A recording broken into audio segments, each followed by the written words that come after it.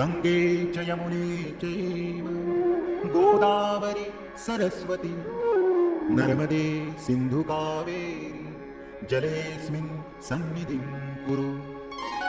नमामि गंगे तव पादपङ्कजं सुरासुरैर्वन्दितदिव्यरूपम्। भुक्तिं च मुक्तिं च ददासि नित्यं भावानुसारेण सदा नराणाम्।